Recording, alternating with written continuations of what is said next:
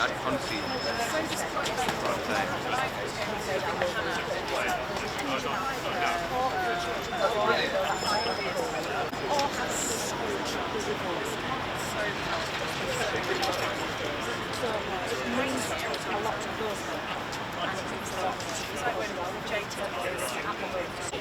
Let me see a member of Parliament spend some amazing people.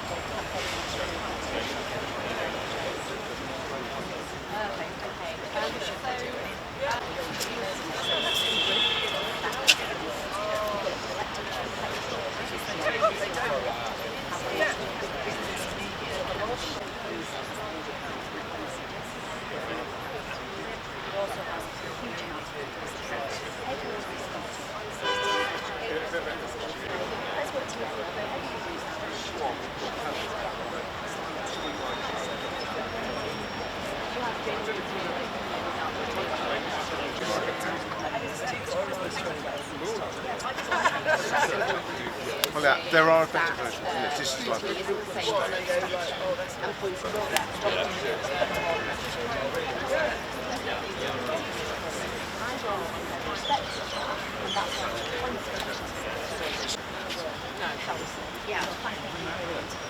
Thank you. Well done you. Well done you.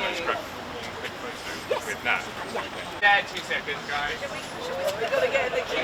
There's always another one. You've got to go in. 1 minute and then we've got to go. 1 minute. I do 1 minute. Yes, my name is Anil Douglas, and that's spelled A-N-I-L Douglas, D-O-U-G-L-A-S. Sure. I am a supporter of the campaign to legalise assisted dying in the United Kingdom, and I have been since 2019. In 2019, I lost my father, who was terminally ill, and he took his own life. And it was a very painful, deeply traumatic death, a lonely and dangerous death.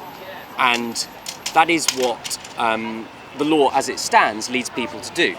The law as it stands leads people to make lonely and dangerous decisions behind closed doors like my father had to.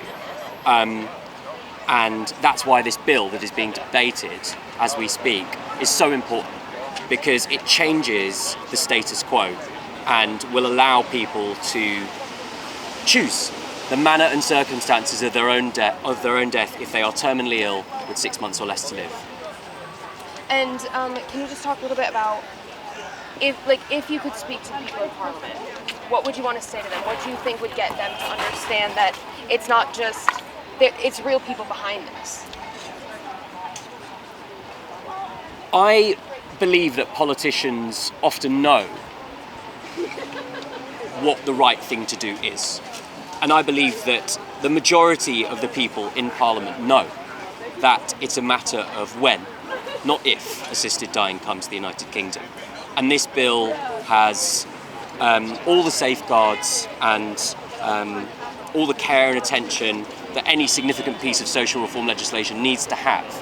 And I believe that politicians should do their job, which is to scrutinise legislation, but to listen to the will of the British public and the people, 3/4 of whom, in the most recent polls, want assisted dying.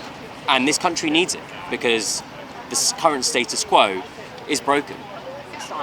Well, the thing about the future is that none of us know what's going to happen.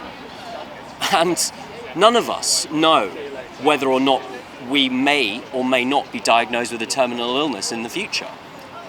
And this bill is for everyone, because every single one of us, you, me, and everyone else, deserves to live their life with the knowledge that we won't be forced to suffer unnecessarily at the end of our life. And that makes the world of difference. The difference between a good death and a bad death is the rest of the lives of the loved ones left behind. I am a loved one who's been left behind, and my father's death was deeply traumatic and has scarred me enormously. And people in future generations deserve not to have to go through that. They deserve the right to choose if they are terminally ill with 6 months or less to live. It matters. This bill matters.